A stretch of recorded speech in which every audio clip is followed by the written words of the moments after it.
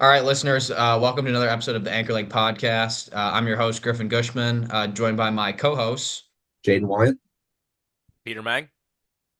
And Josh Hernandez. As well as two very special guests from Emory, Crow Thorsen and Zhao. So if you guys want to go ahead and introduce yourselves, welcome to the show. Hey, I'm Crow Thorsen. I'm a junior at Emory. I'm Zhao. I'm also a junior at Emory, and yeah, I am in breaststroke. All right, guys. Well, yeah, thanks so much for joining us. Obviously, we love having you guys on here. Give us a little rundown of the season, all that stuff. So I guess we'll just jump right into it. Tell us how the first part of the season has progressed. Coming off training trip, I'm sure, really getting ready to lock into conference meet here, what your outlook is, how you're feeling about things so far. I'm feeling pretty good. I think our team is too. I think one thing with our training, I think we've been experimenting a little bit more this year. Zach can talk to you about some kick sets that we've been doing. But I think that the team is coming together pretty well and looking forward to finishing off what we started this year. Um, Personally, I'm really looking forward just to racing. I had mono last year, which took me out for pretty much the first semester, and I was still kind of recovering throughout the rest of the season. So I'm happy to be healthy and looking forward to hopefully swimming fast at the end of the season. Yeah, and going off that, like at midseason, Peter, you were there, but and a couple of you guys also, but like I'm sure you guys know, a lot of our team got some stomach bug, and unfortunately, actually, Crow got it, so he could tell you about it. But like a lot of our guys weren't able to swim, and we still had this pretty successful midseason. So just building off that, I know a lot of guys are eager to swim fast, and we had a pretty good training trip, and like we're just trying to just carry that momentum into hopefully conferences and then hopefully NCAA's. So and we got some good stuff cooking. Yeah, well, that's good to hear. Yeah, we were all four of us were there at your midseason meet, and yeah, we saw the impact of the stomach bug. Obviously, resulted in a close loss with Denison. If you guys want to tell us a little bit more about how you were feeling after that meet, we'd love to hear, especially from you, Crow, since you fell victim to the Jimmy John's alleged stomach bug that ran through the team. Yeah, it was pretty unfortunate. As I mentioned, being sick the year before and then being sick again. But and then also just watching my teammates be sick too. We kind of had some camaraderie in the fact that 10 of us were sick and at the hotel. But and just we were just kind of cheering and watching Zach and the rest of the boys that are still healthy. So yeah, I feel like we still have some more swimming to do, some more proving, like some more proving grounds, to hopefully show like what we're capable of, without really being able to perform at midseason. Are you two trying to bring that energy to UAA, or are you guys trying to, train through UAA and take it straight to NCAA? Ooh. We don't know yet. We're definitely bringing it for UAs though. Peter UAA asked is that gonna be question with his crazy. fingers crossed. Yeah. UAA is gonna be, I think, the fastest it's been for a long time. Oh, 100%, dude. Yeah, I think the With four of us and hopefully you too, Crow, are all very excited to see you and Peter duel it out in the 400 IM in a I couple don't of know if I'd call it weeks. duel it out, but I mean, it, Peter, you're too humble. Got the second fastest time in the country right now. yeah, on Crow's whim, on Jimmy John's whim, I might add. no, it'll be a good race, I'm sure. And dude, who knows? Maybe Derek Moss will swim it too. Yeah, God. we If Derek gotta Moss is we, in the 4 IM, I might cry. I'm put that out there. we gotta get Derek on here to ask him himself what he's swimming. That's the question in Yeah. everybody's mind.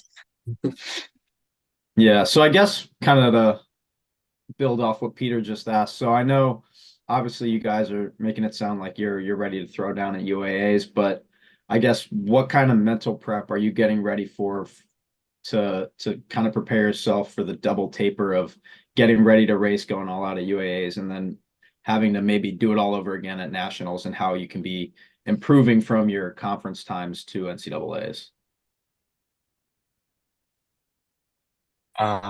Well, one, this has kind of been alluded to, but some some people on our team are pretty fortunate in that if you have a solid NCAA cut, and we'll talk with John to make sure that we're doing what's best for you and the team.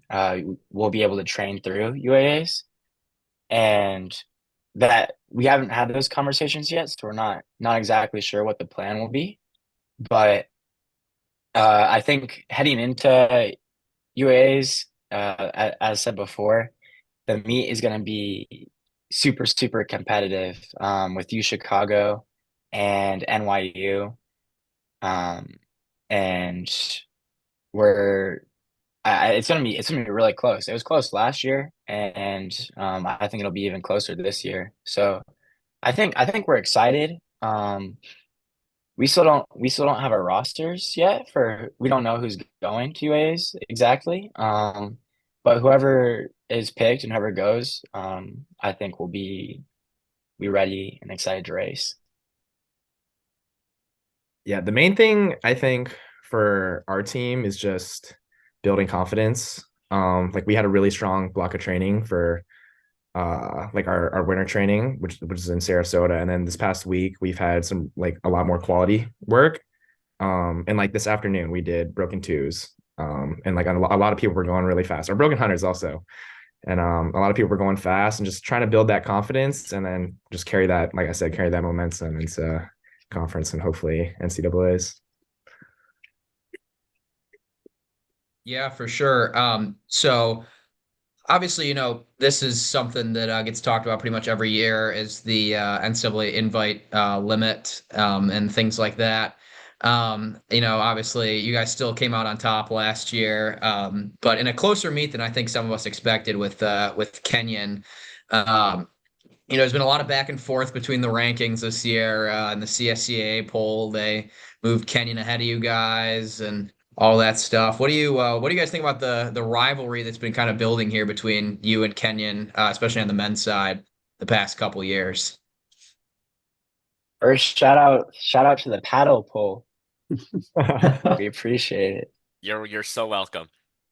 it. Shout out to math, actually. Yeah, That's thanks, what it Matt. is. Yeah, the numbers say Emory is the best. Oh yeah. I mean, it's No, funny you say because that, but like off topic, the paddle ranking actually bumped us down a little bit compared to Swim Cloud, which I don't know how I feel about Oh that, man. but I don't know. All right, paddle poll is not as good then. I know that's how you know we're honest. But yeah, please do like talk about that a little bit. What's Emory's you all as well as Emory as a whole, what's your philosophy, what's your mindset going in, getting ready for nationals with that rivalry that's just been accelerating recently? um yeah, sure. Yeah, obviously, I mean, I don't know, the last 2 years it's been like, or especially last year, it was a lot closer than we thought. And I think they going into the last day, actually, I think we might have been down. And then I think after the last or the second last event, we pulled away and then we kind of locked it up from there. And then we know that our graduating class scored a lot of points and, we're going to have to make that up. And then we kind of just have the next man up mentality. And we have, a lot of people stepping up this year. We have a lot of fast freshmen. And I don't know, the rivalry kind of excites me. I think it's a lot more fun to, I don't know, have a close meet than just run away with it.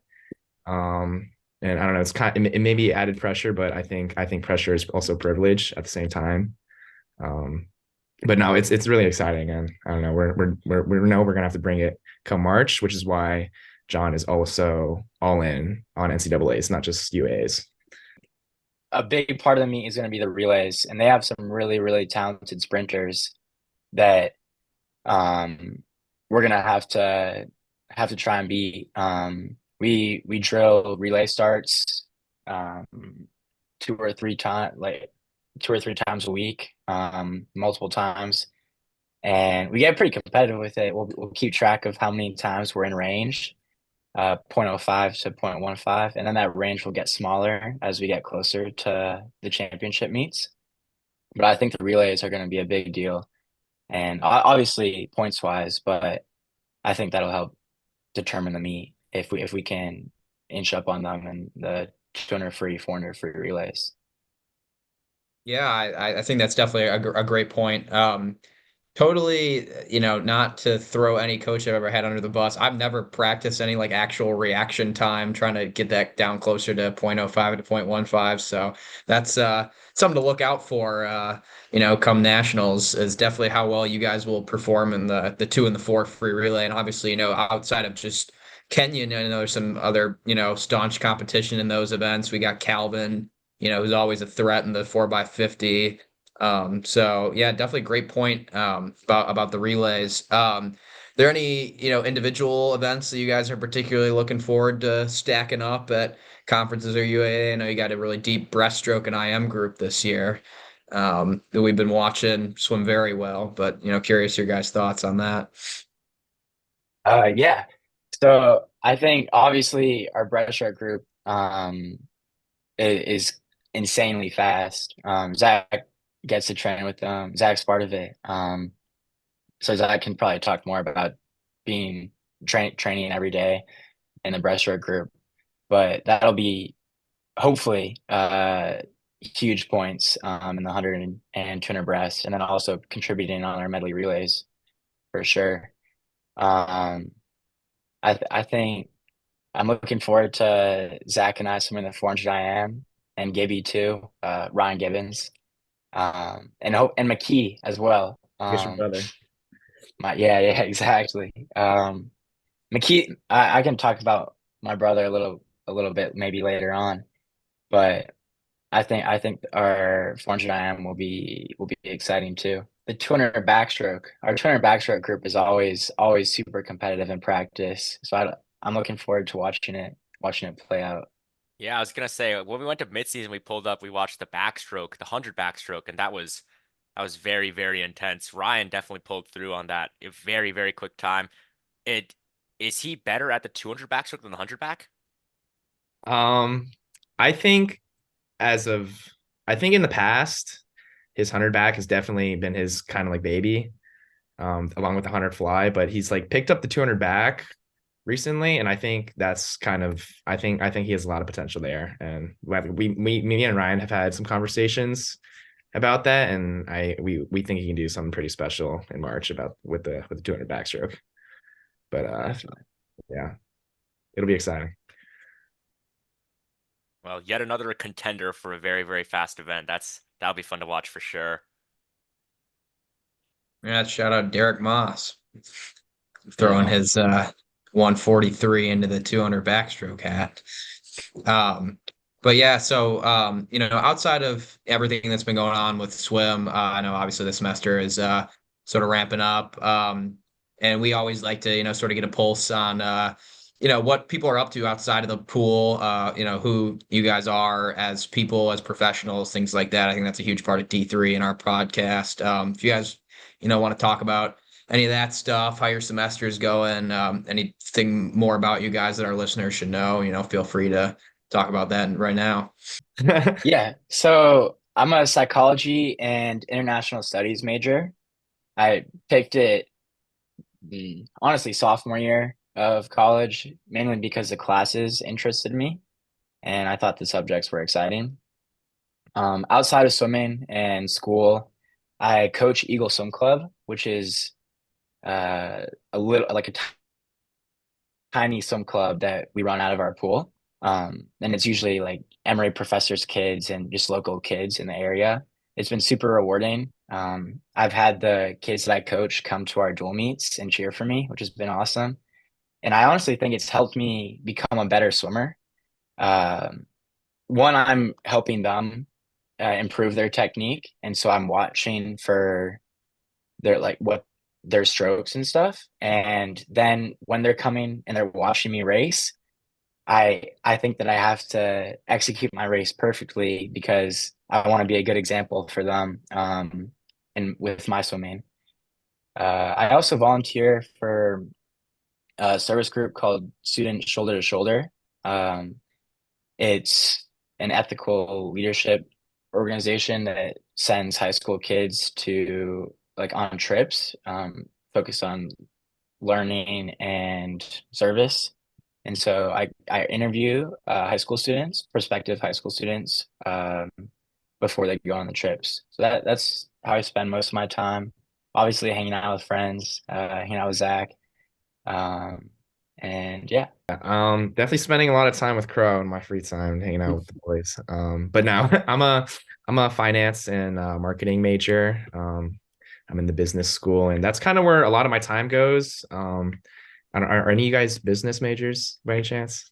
Yeah, myself, Peter and Griffin actually all are. So Josh Oh, is the odd oh. man out here. Yeah. Yeah, so you know how recruitment's like this time of year. Yep. Um, yeah, that's where most of my time has been pouring into.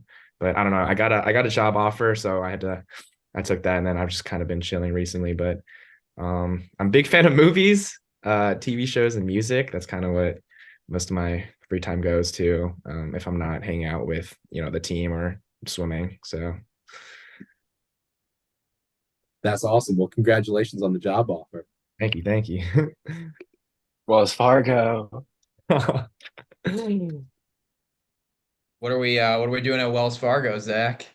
What kind of We're doing credit and loan. there we Okay. go. Yeah, tap in. Yeah, I can imagine that took up a lot of your time for the last couple months here doing all that stuff. So yeah, I'm sure that was rewarding when that came in and you could say, thank goodness I can stop doing hire views and all that stuff. Yeah, but obviously, super great to learn a little bit more about you guys. That's like our whole platform is, telling people about Division III swimming and yada yada, how there's such a great balance of academics and athletics. It's cliche as it is to say. And we heard a lot about that from Christian on previous interviews, and Jake had, a lot to say about Emory and sort of the culture that you guys, developed on the team. I think he sort of described it as like excellence in and out of the pool, which is just great to hear. So yeah, we really appreciate you guys shining some light on that. But back to obviously the swimming topics here. We've heard about your season outlook, heard about what you guys think is going to happen at UAAs, NCAAs, things like that. We always like to ask everybody who comes on the show, heading into the off season, what's your guys' training regiment looking like for your last season at Emory? Well, I'm sure I can speak for Zach what he does in the off season. Yeah, the Dynamo. Dude, I'll be in Charlotte this summer, so I might have to swim with Swim Mac instead. Oh, But so sad. it'll be if maybe even worse than Dynamo. So I mean, these top clubs. I mean, honestly, if you're the off season, your plan is to go to like one of these clubs and go swim. Like you're obviously in very good shape. I don't see how like anyone who goes swimming club over the summer is gonna come back in a yeah, subpar condition. 100%. I think the off season is kind of like for D3 is like pretty interesting. Like obviously the D1 like schools like they just have set practice times and like they just practice with the same team. But like for D3, it's like they're in different cities because of either work or they're just back home. And like some people take the entire like summer off, which is like and that like works for some people. And like some people like Crow, like they train with like different college teams like UGA.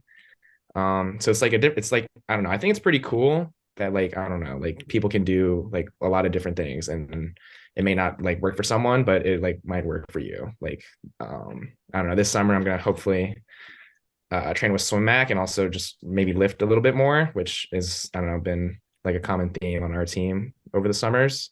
Is just try to put on some more muscle, put on some more mass over the summer, and then come into the season trying to I don't know get into a little bit better shape, but also be a lot stronger. So. Yeah, I can think of a couple people off the top of my head who didn't really swim that much over their summers, but they just hit the gym a Yeah. lot more, and it worked out, right? I mean, I'm not sure I have like the type of build that can pull it off, but if it works for you, like, I mean, by all means, go ahead. Yeah, definitely a common theme that we've heard on the podcast. I think Christian mentioned it, Jake mentioned it, and now obviously you guys did. But just kind of circle back to that point. I didn't know that you were training with Georgia last summer, Crow. I saw that you swam some meets for Athens Bulldog Swim Club. Were you swimming that? Was your brother training with you over the summer, or were you just swimming with the UGA crowd? Yeah, so I had, and I've for the past 2 summers, I've had the really amazing opportunity to train with UGA. I live in Athens, so it's convenient. And our club, my old club team, trained out of the UGA pool, but through John and through the UGA coach, they let me train with them over the summer. Another cool opportunity this past summer, I we lived in Texas for we spent we had a trip into Texas for 2 weeks, and so I was able to train with UT and swim with Eddie Reese, who swimming legend. And so that was pretty cool too. But swimming, it's been cool experiencing the D1 swimming world in the summer, and then the D3 swimming world and at school at Emory. And it's been cool kind of being part of both worlds and having both of those experiences. Yeah, I was just gonna say, looking at some of your times from last summer, I noticed you're lurking pretty close to some of those Olympic trials cuts. Is that maybe a goal you have to swim those time trials at NCAA's this year, or some last chance meets before the trials this summer? That's the hope, yes. That's been a long-term swimming goal of mine for a long time. And yeah, that would be huge if that comes true. I was gonna say, I also like swimming like over the summers, off seasons, like with like people that are like generally like faster than like Division 3. I feel like just a very humbling experience, and it really like curbs my ego coming in from like going in from those championship meets with Division 3, going into like swimming with my club team. It's like obviously very very fast, and I go, wow, there's still like so much more in the sport of swimming that I can like hope to achieve, and I think that's just a really good mindset for me coming in to the next season. It's like so I'm physically and mentally prepared. Definitely. Yeah, having the opportunity to train with some of the fastest swimmers in the world is pretty humbling, and also just really cool. Just realizing that they're uh, everyday people just like yourselves, but they they go through the water crazy fast. Yeah, so obviously, like we said, we said all the people who come on the podcast for interviews, and we kind of mentioned this before when you guys first jumped on the Zoom. Is we really want to leave this platform open to you guys to talk about whatever you want. If there's any, something upcoming that we should look out for. Anybody on your team you want to shout out, mention, talk about. We're throwing it to you guys. This is totally your time to do that. Well, I'd like to give a shout out to y'all and D3 Swimming Outsider too. Um, Coming in freshman year, that was one thing that I think Zach and I talked about. There wasn't very much representation for Division 3 swimming, and D3 Swimming Outsider, formerly Kenyon Swimming Outsider, started posting articles, and I think I've read every single one of them. And I'm a huge fan of y'all. I've been trying to watch every video. So thank y'all for shining a light and highlighting Division 3 swimming, and some of the swimmers that are part of Division 3 swimming. So thank you. Yeah, and Yeah, going we off really of that, appreciate it. sorry. Go ahead, Zach. Go ahead, Zach. It's kind of like I noticed you guys did like you're following along with some of the dual meets and like in D3 and like posting the scores on your story. And I think that's just like really cool. And like Chris said, like we've had so many conversations about like just not like like the coverage of D3 swimming. And like there's a couple like swam articles here and there, like maybe for nationals, but like in general, there's like you don't really see much. And like I think what you guys are doing is like really cool. And like I don't know, like if you could, I think it'd be like really cool if you could. And like same with D3 Swimming Outsider, like if you could just like, I don't know, like stay on top of the D3 swimming like you are now, and then keeping up with the D3 swimmers and all these different meets, and maybe even posting articles.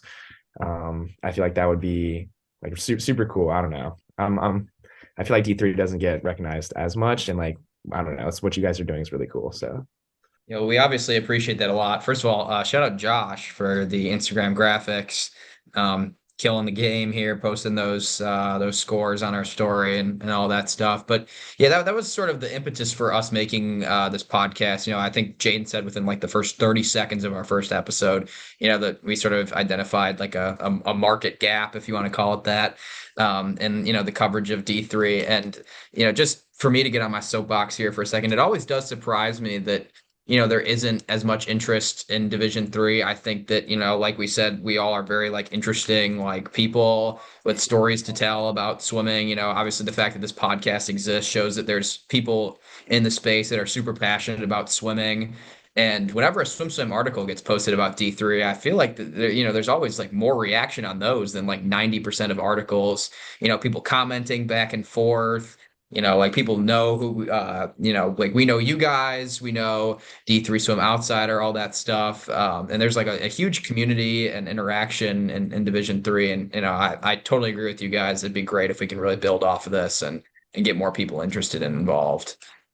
Yeah, definitely. I think, first of all, thank you for saying you like those graphics. And if there's anything else you guys think would be cool for me to start posting, I've been trying to do a lot more on the social media since this semester started ramping up with the meets and everything. So I appreciate the feedback. And anybody listening, if you want to see something, DM it, DM any of our accounts, leave a comment on the YouTube. Like we always check. I try to read as much as possible when we get feedback, and I love to put out whatever people want to see. That's kind of the whole point of this, is we want to make this as accessible as possible, and like we want the people to be able to see the content that they want to see. So if there's anything you want to see, please let us know. yeah, I don't. Sorry, do you guys follow? I think it's an account called like Swimming Stats on Instagram. Yeah, we do. Yeah. But like they always post like these like top 100 performances, or like top like 10, or like top 100 times, or like performers in like a certain event. I feel like that'd be pretty cool if you did that for like D3, maybe. I don't know, just an idea. But like I don't know. I think like every time that pops up on my my page on Instagram, like oh, like I'm gonna scroll through this and like check out like oh, like who's the fastest in history. Like I don't know, it's pretty cool. Noted. Yeah, That for is sure. definitely something I will look at. Yeah, that's a big part of what D3 Swim Outsider does. We've been in communication with them, and got the Swim Cloud web scraper coded out and built, so we can go through and go and look at all the top times from the past few years and in D3 and see if we can build something. Obviously, the unfortunate thing is there's a lot of older D3 meets that just were never covered, like especially before the invention of Swim Cloud and stuff. Like I think it only goes back to like 2010. But that's definitely something that we can totally try and work on. But back on my soapbox again, is that it's really unfortunate that we're limited to what's available on Swim Cloud, because it's a great tool, but I feel like the swimming community deserves a little bit better sometimes. And on a more broader scale, and why what y'all doing is what you guys are doing is so important and exciting. I think just the concept and idea of Division 3 swimming is really cool. I think most people are doing it for the love of the sport, and swimming's amazing. So yeah, just advertising the concept of Division 3, prioritizing both academics and swimming excellence is pretty cool. And so shout out Division 3, all Division 3 swimmers out there. Yeah, true that. I always say that I don't know if anybody's ever heard that Michael Jordan love of the game clause that he had in his contract, that his coaches couldn't get mad at him for like, playing basketball like any time in the off season and things like that. Is that all the D3 swimmers have a love of the game clause in their contract, that we're all not tied down by a scholarship, but just because we like what we do. And I think that's a huge part of the sport at this level for sure. I'm so curious to hear Crow, you had me on the edge of my seat earlier. You were talking about, you gave your brother a shout out, and you were like, I'm gonna talk some more later about how, how it goes training with him. And I've just been waiting. Man, I'm so curious to hear like that dynamic of you all training together at practice and how you see his season outlook. Like, go ahead and talk on that, please. Yeah. So I've had a really positive experience at Emory and swimming for Emory, and so that helped motivate my brother to choose Emory. So I'm a junior, he's a freshman, and the way it's shaping up, we are probably going to swim pretty much the same championship events. He's been dabbling in the 200 IM, but I think and the 100 fly, but I think that we'll probably end up swimming the same races at UAAs and nationals. But it's he's the hardest worker I know, and it gets really really competitive. I'm super competitive, and he's super competitive, and John, our coach, recognizes that. And so I honestly think John has us take breaks from racing each other because I'll be in one lane and he'll be in the lane next to me. And every practice, every set, every rate, every 100, every practice, it's a race. And I do a little bit more distance, and he's a little bit more mid distance. Personally, the distance training just kind of gives me confidence. The more yards I do, the more confident I am in my swimming. But I love having him as a teammate. I'm always there behind the blocks cheering for him when I'm not in the water racing him. And if he wins, I'm super happy for him. And if I win, he's super happy for me. So it's been fun having him as a teammate and racing partner, training partner, and supporter. That's Yeah, awesome. for sure. I mean, I'll be the first to say it. That's super cool that you have that. And I'm sure your coach was very happy with you as well when you went home and said, "Hey, Emery's so great, come along with me." And he got a, top recruit there from you that way too. Yeah, I've definitely seen like a lot of these sibling dynamics like secondhand because like at Dynamo we have like a huge sibling rivalry. We have the McDonald brothers. They're always racing. Like if you see them, they're always trying to get in a different lane. Like Cooper's always watching his brother. Like his brother sets the bar really high, and Cooper still like clobbers it anyway. I feel like that's just a great relationship to have. You know, you're being in your case you're setting the bar. You're being a role model, and McKee's obviously right there, right behind you. And I just think that's very great for both of you. I told them we've been working. We need to work on a handshake behind the blocks, like a little pre-race routine handshake or something before we go. But that's in the works. Hopefully, we can debut it at UAAs or something. Yeah, you got to get one with like all your Emory teammates. Be like the LeBron of Emory, where you have a unique handshake for like all 50 guys on the team. That'd be awesome. That'd be awesome.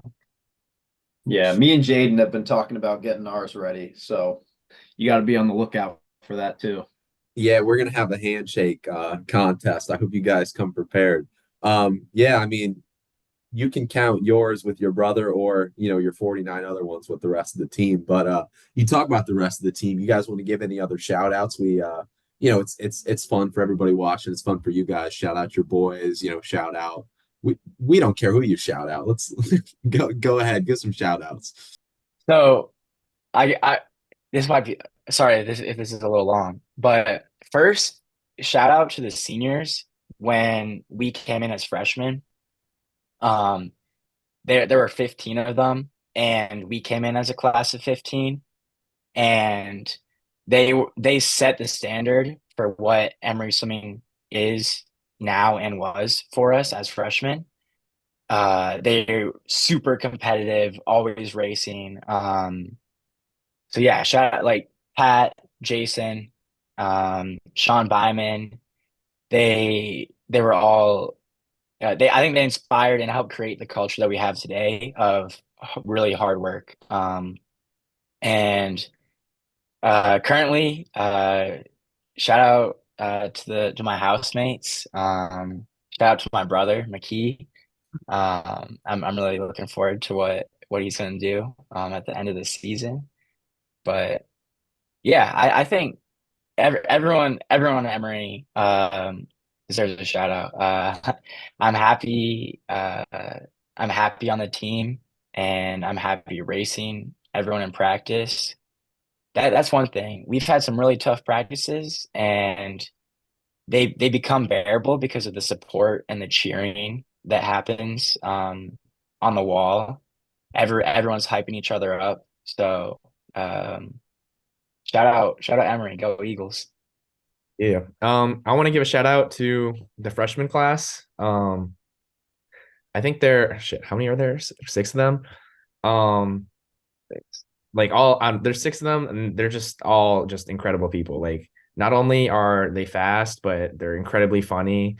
They're just so fun to be around. And I think they brought like this kind of energy that's just like kind of contagious, and it's just like they're always in the middle of some sort of like the not kind of like debate or some sort of some topic that's like kind of that just brings interest, and they're just so fun to be around in training or just when you're just hanging out or just in the dining hall. They're just super fun, and they're also incredibly hardworking, and I'm glad they're on Emory because I know that for the next 3 years, they're going to be important pieces of the team. And I just want to give a shout out to them. They're super funny, super hardworking, and also really fast. You guys have mentioned a couple times about the Emory sets being difficult. I'm sitting here and I'm going, man, like, I mean, like, drop the sets already. Let me hear what they are. Okay. There was this one kick set that over a training trip that we did. It was actually me, Crow, and Jeff Eccles. It was, let me see if I can remember this. It started off with, it was some long warm up, and then basically after the warm up, we did two 400s swim on I think a 110 base interval. And then we had four 100s kick on 115, and then we had two 300s, the same thing, 110 base swim. And then we got into three 100s kick on 115, and then two 300s, or sorry, two 200s on 110 base interval, and then two 100s on 115, and then two 100s, and then two 100s, and then we had a 100 kick all out on 115. And I don't know, I think the fastest interval was supposed to be 120, and then the three of us wanted to challenge ourselves, and then we were like, all right, like let's try to do 115. And it was ridiculously hard. Like going back to back 115 kicks is, I don't know, pretty crazy. And I'm not the best kicker, so that was really challenging for me. That's brutal. Was that with a board or on your back? I did on my back. I think Crow, you did it with a board. Oh, that's crazy. Yeah. I'm a kick on your back merchant because I love to Oh yeah. work on those underwaters Yeah. during my kick. So it hasn't yet translated to me actually swimming, but maybe it will eventually. But I did want to circle back to your comment, Zach, about the freshman class being awesome. Shout out former Case Western Reserve Spartan Lucas Fu. Couldn't make it through this podcast without his name coming up. Oh no, we love Lucas. I don't know. Lucas is super funny and is also super hardworking. I think he told us the story, or like not the story, but like we didn't know like he was originally committed to Case, and then he ended up at Emory, and I don't know, that was pretty funny. But no, we love Lucas. He's super hardworking, and he's also a very funny guy. Yeah, I mean, we'd be lying if we said we weren't kind of watching from afar at his results, but it looks like he's been having a pretty good year. So hopefully he keeps that up for you guys. Obviously, we wish him the best. Wish he could have been a Spartan. He's got some big time drops coming. He's been working really hard in the water and also in the weight room, and he's a little bit of a smaller person, and like working that much harder in the weight room is just going to help him in the water and just putting on that extra muscle mass. So he's got some big time drops coming. Yeah, well, shout out to the Emory Office of Admissions because whoever's looking at the wait list in May 2023 was cooking when they let him in. So yeah, but that's great to hear. that's our guy. He was a funny guy to have, host on a recruiting trip, and we wish him nothing but the best. But did want to interject that in there when you start talking about the freshman class. So Can I add a set to the hard sets? I would I'll love go to hear ahead. this. I would love to hear this. All right. This was also on training trip. The distance group did it. It was 600s. Um, and the first one is descending the hundreds, and I think they're on 7 minutes. And the first one's descend hundreds 1 to 6. And then the second one was negative split 300. Third one I think was essentially also negative split.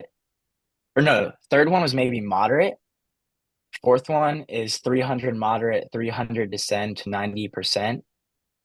Oh, and the other aspect is even though there's like in specific instructions for each 600, all 6 of them have to be descend. So 1 through 6, like the sixth one has to be the fastest, and then 5, then 4, then 3. So the funny thing is that number 5 was your choice, but it had to be faster than number 4. And then number 6 was obviously sprint. But that's my winner for a hardest set of the season so far. I think earlier in the first semester, we had, I think it was a Saturday, and it was Saturdays usually our quality work days, and John sometimes lets us throw on a suit, and we did 3 broken 4IMs just by hundreds.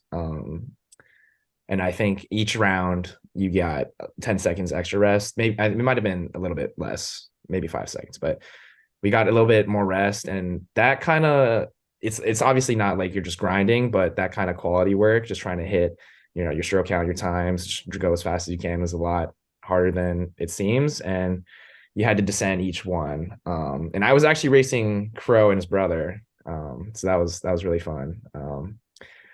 So yeah, and then I think also another time we did 4 broken 4IMs. It was broken up by 100 and then 200 and then 100, and then you had to make your first and last 100 the same time. So yeah, we're if you're coming back, 54, then you're going out 54 also.